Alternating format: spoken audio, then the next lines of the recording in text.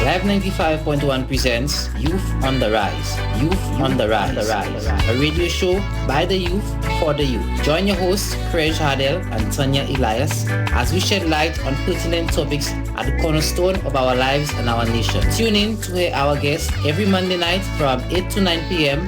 as we impart knowledge and guidance to our listeners. Don't forget, every Monday night from 8 to 9 p.m. on Live 95.1 FM. Youth on the Rise.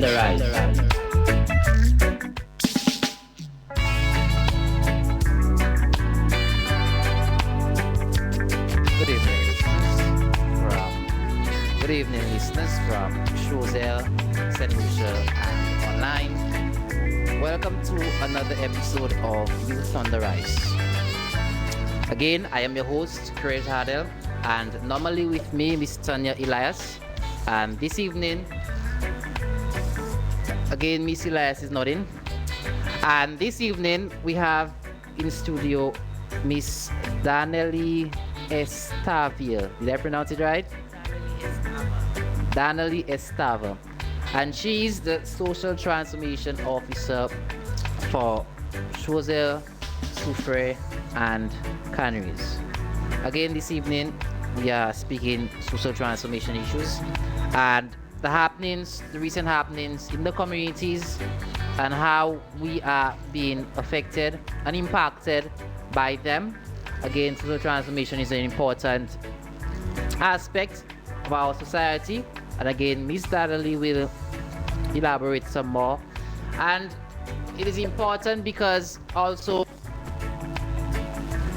what goes around in the society, in the communities, the programs that are put on, the initiatives that are taken, really affects everyone.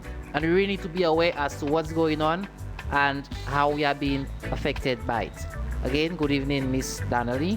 Good evening, sir. Now, as we begin, I would like you to tell the listeners a little about your role. Again, the role of a social transformation officer is new to me as well. And just a quick bio about you personally. Okay, I'll start with the bio. I am 32 years old. Have a bachelor's in sociology, majored in sociology, minored in politics. I'm currently working on a master's in risk, crisis, and disaster management. And up until May of this year, I worked with the Ministry of Physical Development as the social planner on the Proud Project. So this is not my first spin with communities. I've been involved in work at the community level for approximately 8 years. Prior to that, I was a teacher. I taught at the Choiseul Secondary School, and actually missed teaching a little bit. Right now, in terms of my role as an STO, we were called CBOs before, CDOs, Community Development Officers. And now we're social transformation officers because our role has gotten so much broader and becomes bigger with every day. Okay, so in terms of what I do on a daily basis, one, I facilitate at the community level the acquisition of skills, helping community groups and organizations to access resources, access funding for certain programs, and these are groups that are already established. I organize and conduct both formal and informal training programs in keeping with the needs of respective communities, and those training programs can be anything from project management, a list. It depends on the specific requirements of the community, right? So as the STO, I would do a needs assessment by interacting with the different groups and organizations, and then proceed accordingly. I also facilitate the establishment of the development of groups in communities. So, for example, if Lafag did not have a community group, then it would be my responsibility if the need arise to facilitate the establishment of that group, help persons get training, and help them provide the technical support to manage the group. I also organize and promote community development projects and programs. One such program is the Community After School Program, which deals with young children. There is one center in Soufriere right now and one in Lamaz. We know it's not adequate enough because we have so many young people who need to access those kinds of services. But, we do what we can with the budget that we have. And to be honest with you, it all boils down to budget at the end of the day. You're trying to get the most bang for your buck. So in terms of my role, again, I would be the one liaising with Nemo and the rest of the community in terms of disaster preparedness. We have the Nemo representative for Choiseul, Miss Charles, and she's wonderful. And just basically, after I've done all that, document the progress of the community, so. Okay. All right. Yes. It was a mouthful, but Yeah. you should see my job description. Now, for the non-savvy listener who isn't certain what social transformation is, can you please provide the basic definition for our listeners as to what that is actually? Okay, so the basic definition that I can come up with is social transformation means a shift in the way of thinking of a particular society or community. It's called a paradigm shift. So, for example, if things were a particular way and not working, you would need some kind of catalyst to implement a change that would create a chain reaction that would then bring about a change in the mentality of the people, right? So basically, social transformation is changing the mentality of a community from what it was to what it should be to foster the positive development of that community. Very, very interesting and succinct. Now, let us delve into some social issues. Again, listeners, the phone lines are open. Again, if you'd like to ask Ms. Darnally a question, or if you have a question for us, you can message us at 714-5574. Again, the number 714-5574. You can message via WhatsApp as well. Okay.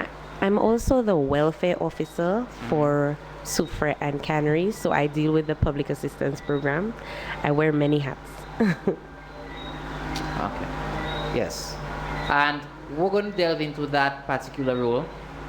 Now, when you look at social issues, again, when you look at youth, can you give us a breakdown of the major social issues in your view that affect the areas that you work in? Okay, that's very easy. I mean, there are two that are constantly staring people in the face. That the first is that of unemployment, which I think is the major underscoring issue these days. And secondly, is a lack of productive activities to participate in. Okay. Many of the community groups that I've engaged so far have said, we want to do something, but we want to go somewhere, and the but is that there isn't a space There aren't creative spaces for young people. And I mean, we live in the community. We're not, from somewhere else. We know it. Where do you go? Where do you chill out on a Sunday? Where do you hang? What do you do really? And and it's not just about chilling out and hanging, but it's about giving young people a place where they can be creative, right? And there is a lack of that. We have access centers. We have one just next door. Yeah. Who really uses that? It's barely How is it utilized. used? Yeah. Exactly. Barely utilized. Right? So this is where I come in, basically. Right now, unfortunately, when I came in June, I fell ill. So I'd been on sick leave for quite a while. But I'm back now and almost 100%.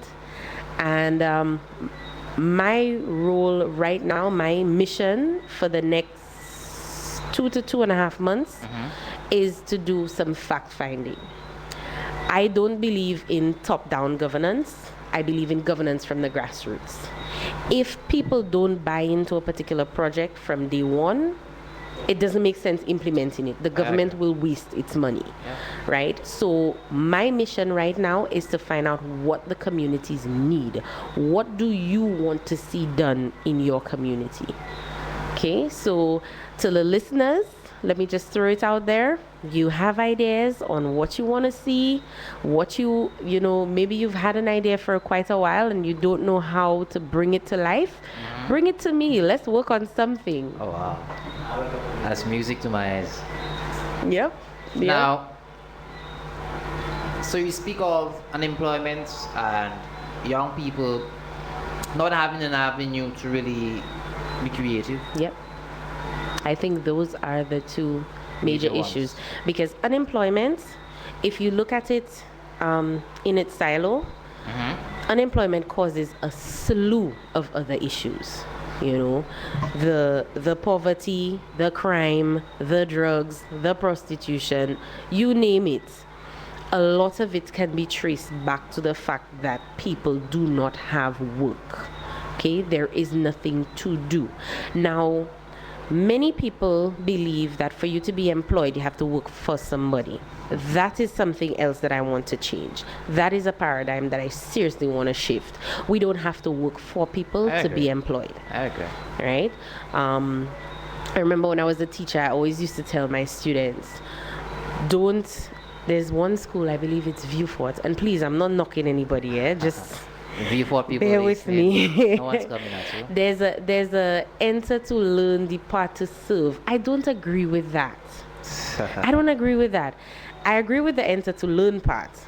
The depart to serve part, not so much, because I believe that, yes, while we cannot all be leaders, we can lead in our own respect. I don't have to wait for a handout. I don't have to wait for the government to come and issue, step or hope or nice or whatever. We can create things ourselves. So, yeah. And I was about to say that, again, we are in a culture where we like to wait for something to happen. We like to wait for an initiative, like to wait for a job opportunity, a new opening. Again, yes, I mean, where we work and when we work, by some means, is dependent on that. But that should not always be the way. Why not? Certainly not. Why not wait for a business opportunity and see what's around or see what market is open to be tapped? Okay. And another thing is that a lot of the young people, for me, the worst part about this. Yes, they leave school with all those skills, with all those certifications, but the majority of it goes to waste. It goes to waste not in that it's not valuable, and I am not saying that the curriculum cannot be better, but in that the majority of what they learn, they don't use it. Very often, yeah. They don't use it. So in that context, it has to change. Part of it has to change. But then you see, it's a chicken and egg, really, because if we choose what we do in terms of our subjects wisely, then we will pick things that we can use when we leave school. I mean, in St. Lucia, for example, who is gonna go and study tornadoes and then come back to St. Lucia to work? You won't find work because we don't have tornadoes. You know, I mean, I'm using an extreme here, but That's it's for it's sure, basically that's basically the thing. You find students when it comes to choosing their subjects, and trust me, I'm speaking from experience. They go, let me see. Last term, I got a 80 in POB, and I got a 20 in chemistry. So I think I'll choose POB because instead of thinking, okay, if I want to be a doctor, lab tech, whatever, I need to apply myself to do this. Very true. They choose the easy way out. And then what? Who do you blame when you can't use what you've acquired? Or you knew what you wanted to do, but you didn't do it. But you didn't do it. Yeah. Exactly. So it's twofold. Like I said, it's twofold. I mean, I think we have an education system which a lot of it is archaic. A lot of it needs to be revamped. Interesting, very interesting. I'm telling you, I was a teacher, and my principal had headaches with me when it came to planning the curriculum because there were just certain things that I think just did not need to be taught. Now, well, I'm a teacher myself, and I mean, I speak to some teachers around the area that I am, outside of it, and one thing that some of them say is that, and one reason why some of them actually even leave the profession, is that some of them say that the curriculum is a bit inflexible. It's a little too rigid, and a lot of the ideas, sometimes they go back to school and they come back, they actually cannot implement it. Yeah. And yeah, I've heard that complaint before. It's very true. It's very true. I mean, in terms of life skills, teaching life skills. Some will say, where is the room for creativity? Yeah. Yeah. Same thing. Lack of creative spaces. Yep. If you want to, for example, take your class to, let's say, the bank, teach them how to use an ATM. Some kids leave school not knowing how to use an ATM. I wasn't sure how to use ATM. I learned afterwards. Exactly. So these are because we have to understand that our culture, our society is changing and is evolving, Yes. right? And as young people, we need to be equipped with certain skills. And if our parents are not equipped to teach us those skills, then our schools should be equipped to teach us those skills, right? And this is why, in terms of providing training and opening up opportunities, I really, really want to do some of those things, especially in life skills areas for our young people in the communities. I've put together a proposal that I've submitted to my ministry, and I'm hoping, fingers, toes, teeth, tongue, and eyes crossed, that we will get funding somewhere for those initiatives. I don't know if I'm jumping the gun here, but in terms of what are the plans for the community, I really, really want to focus on training and helping persons to acquire skills that they think are valuable to them, right? One of those is parental training.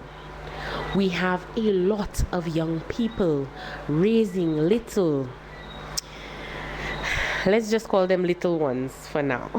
Okay? Young parents. Yeah. Young parents. No. And it's not just the fact that they're young, because remember, our parents were young too, right? I mean, my mom, I hope she's not listening, was a teenager when she had her first kid, and that did not prevent her from being a good parent. At 31, my mother already had her own home, 2 businesses, 6 kids, was married, how many vehicles, she had her stuff, all her ducks lined up in a row. I'm 32, so that means at 31, my mother accomplished leaps and bounds more than I have right now. And again, that brings me right into the next question that I have. How are parents, in your view, how are parents impacting the youth presently? What are your observations? Oh, it's bad. It's bad. That is why parental training is one of my first initiatives, because I believe we have a bunch of kids raising kids. And when I say that, I don't just necessarily mean the age, because you can be you can be a child and not necessarily be young. Very true. So mentality wise, we need to change our mentality if we want our youth to succeed. Again, that is very interesting because a lot of young mothers seem to believe that yes, they had children young, but the fact that they're modern in a sense, that is all that they need to take care and raise children. And Again, you being a teacher, you know that is not the case. And again, a lot of the parents, that is why you find sometimes, again, as we spoke on teaching, the kids sometimes they come to school and they don't have the necessities. Again, it could be due to finances being bad, but a lot of times, again, the influences that they have, the things that these children have seen, you'll be surprised. The age of these children and the things that they've been exposed to. And you ask, yes, at a school, okay, we're speaking of children, at a school, teachers need to do our part. We need to do our part and really guide the children, mold them. But when they're getting influenced by so many external factors at home, it's difficult. And the parents have to bear the brunt of the blame at times. Yeah. They really need to. If you look at society like a cell, right? The nucleus is responsible for the life of the cell. In our community, our families are the nuclei, right? And at the center of that is our parents. Okay, so if there is a breakdown in parenting, there is a breakdown in society as a whole. And you can look up the literature, all of the scholars will tell you that from the moment parenting breaks down, society breaks down. And I agree with you because I was telling somebody recently, yes, we like to blame the young ones, we like to blame the kids, but what about those who are actually bringing them up? Right? We like to suggest initiatives for the young people, but what about the actual parents, those who are actually in charge of them? Now that's the thing. These days, our young children are not being brought up; they're being dragged up. There's a difference. Okay, I think, and even sometimes I'm guilty of it too. Our parents are moving so fast that they tend to forget some of the bits and pieces along the way. And going back to that initiative that I was speaking about, and I'm really hoping that the higher ups at my ministry are listening because I would really, really love funding in terms of, getting those life skills and those parental classes going because they're really necessary. Yeah, they're really necessary. And I'm sure that is not just for Choiseul, Soufriere, Canaries. I'm sure it's island-wide. Yeah. I'm sure that's an island-wide problem. That is why we love to point fingers at criminals. But how did that cycle begin? Again, we create them. Yeah, basically. even in schools when you find students have portray very bad behavior, and you wonder where does that cycle start? Yes, what they're doing is wrong. Yes, it's bad. Yes, it has affected people. But what has affected them? You never know. Sometimes the roots of you may solve the problem, but you never targeted the cause. And that is the approach I think we need to be taking and we need to be moving towards. Again, you suggest things for the children, and sometimes some parents come in, but we need to move to suggesting things for the parents themselves and have them come in. Definitely. And then we'll really begin to get to the root of a lot of our problems. Yep. Again, I'm going to move to the schools. I know we spoke a little bit about curriculum, but generally as a whole, do you believe that the education system is generally failing our youth? What is your view on that? No, I don't think so. While I believe that some parts of our curriculum, like I said, are archaic, I believe for the most part teachers do their best with what they have. They do their best. It still takes a community to raise a child. It still does. And no matter how advanced technologically we get, it will always take a community to raise a child. So the teachers can do their part, the education system can do their part, but we as the community have to do the rest, and it starts at home. So Okay. Now, again, we move on to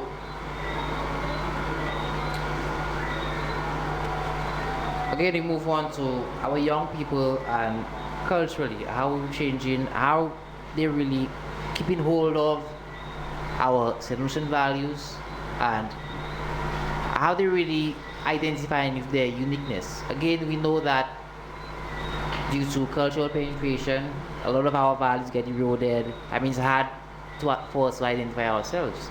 A lot of people, they can recall the latest song, the latest video, but they don't even know, say, national dress or their own folk dress. Yep. So again, how do you believe this has changed? Again, how do you believe the young people can, or what can be done to address that Well, it change? has changed significantly. I mean, like I said, I'm only 32, and back in my day, we were proud when we went up to Castries and beat Convent and Hess and Compre at a quadrille competition. We would sing and chant and stuff. I remember the flower festivals. We would take pride in participating in those. Although Choiseul still has a very vibrant La Rose group, how many people really are interested, and how do we get young people to come back to the culture that made us the Helen of the West? I find there is a huge lack of patriotism, right? We have lost our sense of civic duty, civic responsibility. We've lost a lot of who we are, and I don't think that is to be entirely blamed on cultural penetration. I think there is this disconnect between our generations. The I would agree. older persons who are responsible for passing on knowledge, they sometimes see us younger folk as not worthy of that knowledge. Interesting. I'm serious. Yeah, you talk to them and they'll say, oh, c'est jeune maman la garçon, yo pas ka comprendre, yo pas ka tan, yo pas vle si, yo pas vle ça. But then if you don't put it out there, how do you know nobody's interested? Right? How do you know that I won't like it if you don't even offer it to me? So I think in that respect, my role would be to try and bridge that gap, to try and bring the round table back, bring the conferencing, bring the tete-a-tete, bring the interfacing, so that we can start to weave, because the fiber of our society isn't entirely broken down. Obviously not. We still have people like yourself who's concerned about the community and who wants to, dedicate their time to making it better. So I think that in this case, I will be the needle and you will be the thread, and then our community will be the fabric, and we'll try and sew it back together. How important is the role of community groups such as youth and sports councils, sports committees, and various local governments in the actual development of the community? Oh, that's a no-brainer. I mean, immensely important. Just like I said a while ago, these bodies help to establish spaces so that persons can do what they need to keep the community alive, keep the community vibrant. Not everybody will participate, we know this, right? But for those who want to, community groups, especially youth groups, sports clubs, and so on, will provide those positive spaces. So it is very important. They are very important in the community. Yeah, because I ask so because a lot of times, many times we have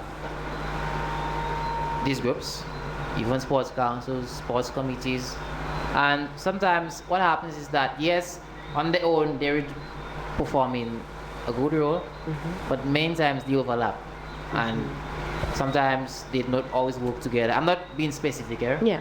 but these groups sometimes they don't always work together. So you find groups attempting the same initiatives when they could have collaborated and done something even bigger, or you find groups attempting things that they could not really do on their own, and that sometimes is a problem. And now you see why my responsibility grows every day.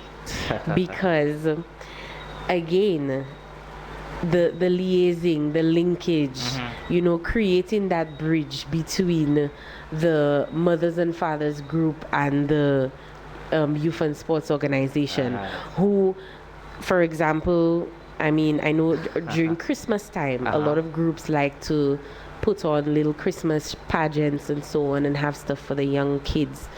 And instead of us doing it, each one individually, we can come together and, have a bigger bang. Right? Yeah, So I very much agree. I very much agree because many times yes, as a committee member, your group is doing something, but you're totally ignorant of what another group is doing. Very And true. it should not be that way. Yes, you cannot do everything, you cannot be a part of everything, but at least you should have a knowledge of it. At least you should assist, at least you should support, at least the groups should support each other. And if that comes on stream, if groups work together, the community have a lot more togetherness. And yes, on their own, the groups sometimes have good projects, good endeavors. I'm not discounting that. However, still, they can be a bit more united, and we can make a little more progress. Now, see, this is where umbrella groups like the Choiseul Development Foundation comes in, right? I can't speak right now to how active that group is. There is a Choiseul Development Foundation, just like there is a Soufriere Development Foundation. Oh, okay. But I found that the Soufriere Development Foundation is a lot more active. I wasn't even aware of Social Development Foundation. Yes, there is a Choiseul Development Foundation. But, the umbrella group, this is what is supposed to happen with an umbrella group like that. The Development Foundation and the STO are supposed to be directly responsible for all the activities of the minor groups, right? So, for example, a prize giving ceremony or a fundraising dance should not happen in a community without the development foundation knowing about it, at least knowing, even if they're not directly responsible, they're not directly participating, but they should know. So that if somebody wants to, say, donate, or if they want to access funding, then that umbrella group knows the activities of the community and they can direct the assistance, right? This is what the Soufriere Development Foundation attempts to do, and at most times are very successful, right? You have the Foncé Jacques Development Committee as well that just put on Carnival, and it was amazing. And the Foncé Jacques Development Committee is also working with groups like Rainforest Foods and Frutage Jeunesse. Right now, there's a project on stream to try and build an agro-processing plant in Foncé Jacques. That is going to provide employment for many young people. I'm directly, not really responsible, but directly involved in that project as well, because I don't want to jump the gun, but I was recently nominated to be local economic development officer for St.Lucia. So another hat again. So these are things that I want to, as much as possible, gel together, right? So that when we develop as one mass. So to bridge the boundaries, because I think it's really a lack of communication in terms of the groups that cause a lot of the overlapping and so on. Very well said. And again, we're going to the final part of our segment. Sure. Again, we're tackling and speaking on the initiatives that are going on currently. Again, you're speaking on Foncé Jacques and the agro-processing plant that's about to come up there. And again, are there any initiatives in the Soufriere region that are going on currently? Well, there are many, very, very many little pockets of activity. Oh Lord, I'm horrible with names, but he's on the Choiseul Sports, I think it's the Football Association. There's supposed to be this football training with a group from the United States. They're gonna come down and they're gonna, provide professional training to young and aspiring footballers. Oh wow. So things like that, the agro-processing plant. There is a coastal conservation project that is going to be put on by the German government in collaboration with the Bellevue Farmers Association. So there are many little activities that are springing up by themselves, and I am hoping that in my capacity as STO I can try and gel them together. Now let us talk about the Choiseul community. What are your observations on the shortfalls as a community and the initiatives you believe that are really needed and are coming on stream? Okay, well, in terms of initiatives, my fact-finding mission is still ongoing in Choiseul. So I don't really want to speak on things that, in fact, I don't like to speak on things that I don't fully know yet. So that will have to probably be for another show. In terms of shortfalls, I think as a community, our biggest shortcoming is our lack of unity. We are as divided as our geographical area. Choiseul is one of the only places in St. Lucia that you find each sub-community on a ridge. We're separated by a bunch of rivers and valleys and so on. And we are as divided as our land. It's so funny to see that people who can be so warm and can be so caring, because Choiseulians, we're known for our hospitality, we're known for our niceness, Peaceful I mean, community. yes, we're known for our beautiful people as well. But yeah, for so many good qualities, we have this disunity, this division between us, and I really haven't gotten to the bottom of why, but I'm hoping that I can and help to, bridge that gap. Okay. All right. Now, do you believe the social programs implemented by the government are effective and transparent? You putting me in a tough spot. Again, yes.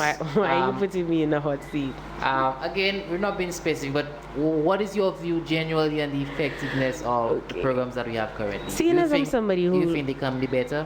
I like to speak my mind, so I won't pull any punches. I believe that some of the programs, because of the way that they implemented, and again, I spoke about the top-down approach, somebody sat in their office and decide, Choiseul needs this, that, and the other.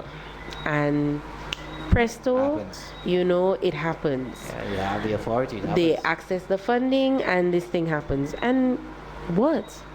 The community is not consulted, nobody's involved, and everybody just stares at whatever program or project it is like, I'm not getting into that. I didn't ask for that, An example is the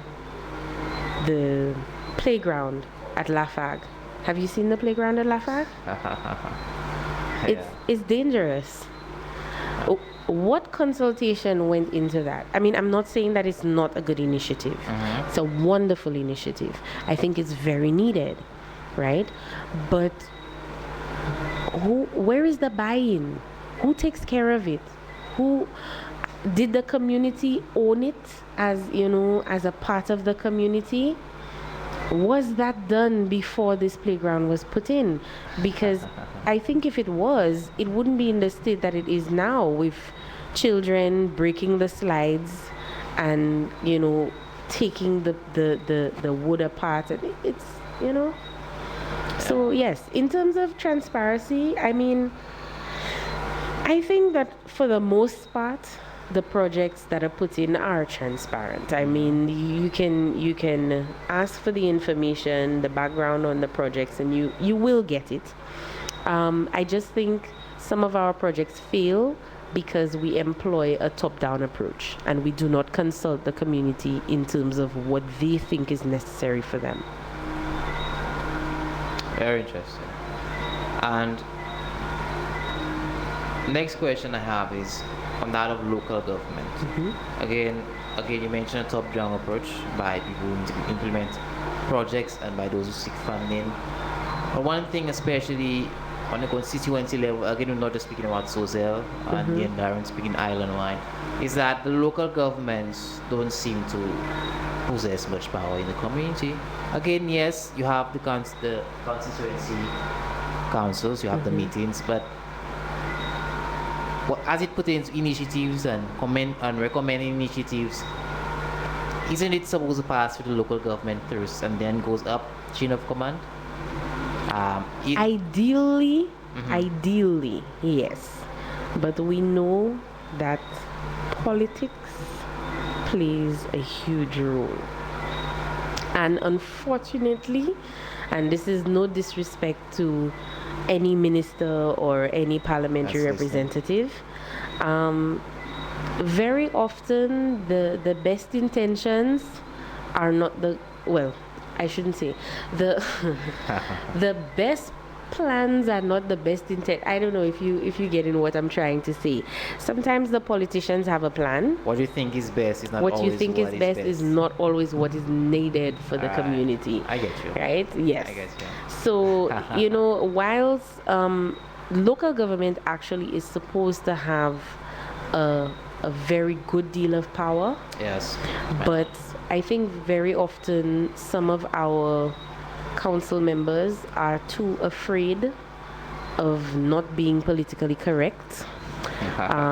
They afraid that, you know, they would be seen as non-supporters of a particular party if they voice their disagreement, you know, and that is where the difference between morality and obedience comes in, right?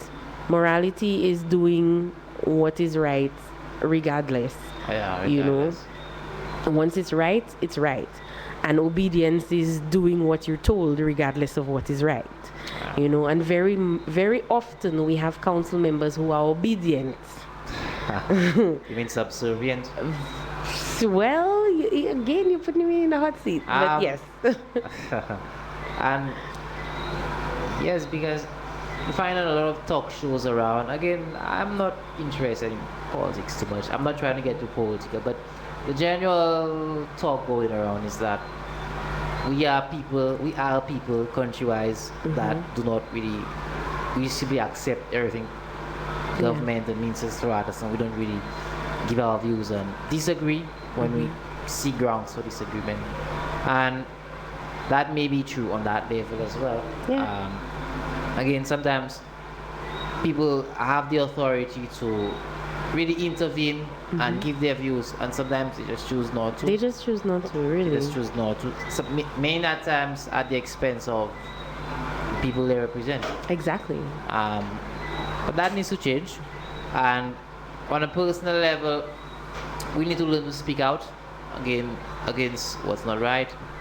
Again, I'm glad that you came on and you were speaking of people have initiatives in mind. They can come to you. They can contact you. I would welcome that. That is the things that you need, because young people would say that again, yes, they have something they want to do, but what are the channels? Yeah. Again, there seems to be this big tall ladder that you cannot even see the summit. Yep. In order to get an idea out or to get something done or to get something heard. I'm not saying that government don't place avenues for that. However, it seems to be a little bit too cumbersome. Yeah. And I agree with you. The connect, there needs to be more of a connect as to the young people and community members alike being able to ask for what they want and it being duly considered. It may not necessarily be what's selected, because at times, let us just say, sometimes they don't always see the big picture, but at least the ideas, they should be coming out. And sometimes, it's not that the idea is not a good one. Sometimes it's a matter of budgetary constraints as well. Maybe it cannot be implemented this year, maybe not next year, but, you know, we can work on it.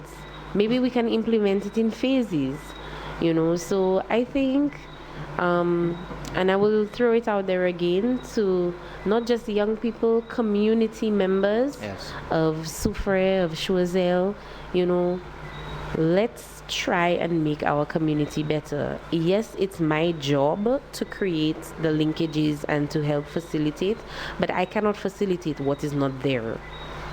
So come to me, let's have the discussions.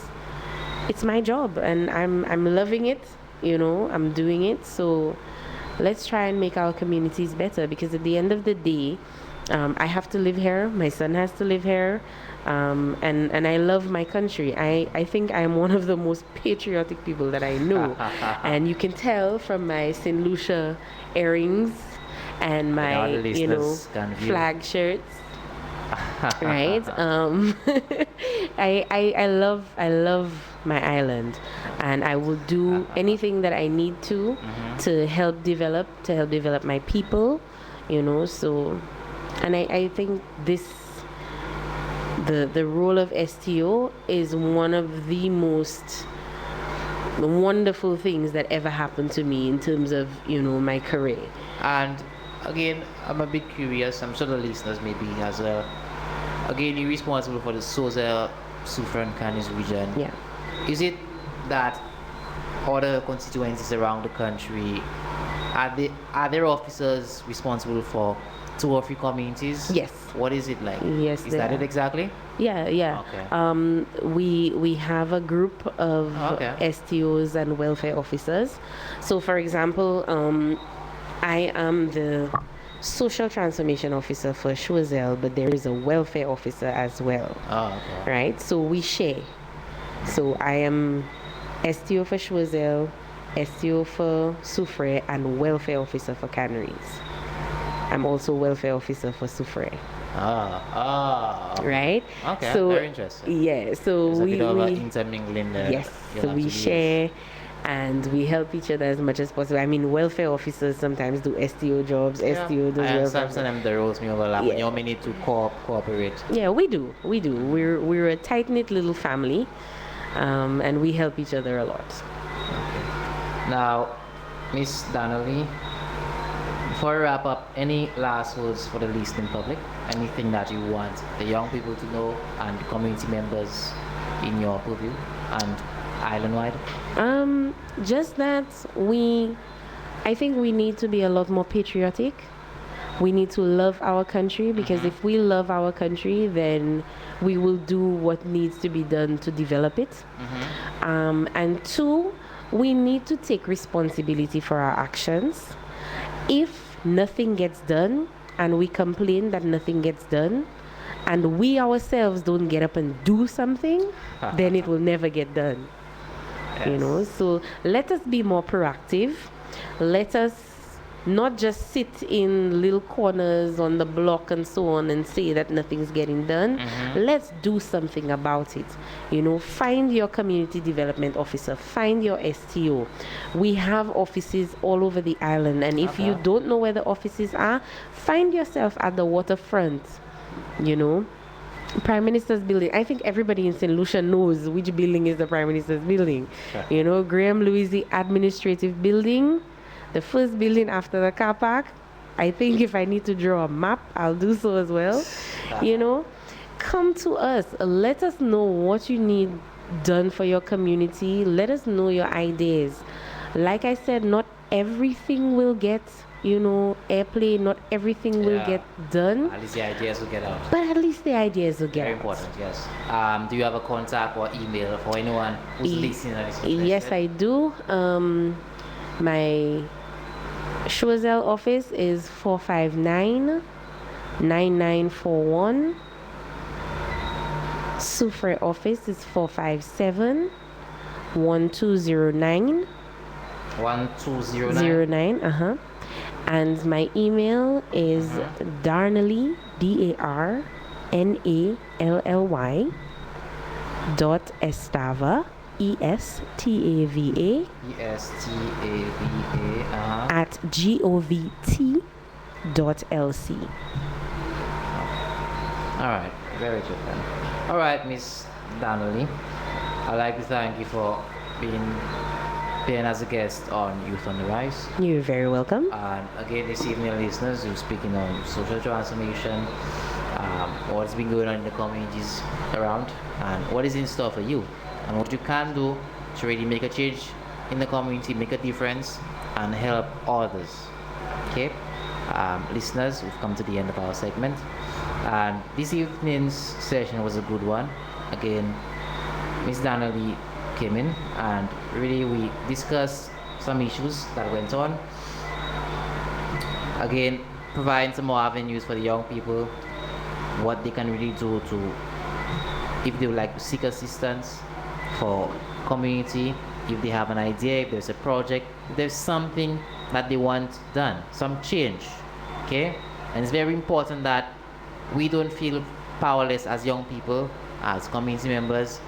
Yes, authority, chain of command is there, yes, and the proper procedures need to be followed.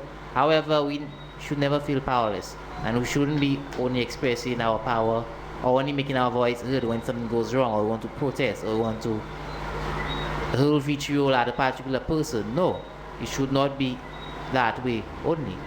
Okay, so we really need to take the power back in our hands and do the best that we can and stop depending. Okay, again, listeners, you just listen to another episode of Youth on the Rise. Again, this evening, I am your host, Choiseul. Again, you can check out Youth on the Rise's website. Again, it's Choiseul/Youth on the Rise. Again, the shows are on there in addition to show notes. So all the points, all the questions, and the responses are on there. Again, check out our YouTube page, our Facebook page for shows that you've missed, and if you want to catch up on any one of them. Again, thanks for listening, listeners. Stay tuned to next week's show. Good evening and goodbye.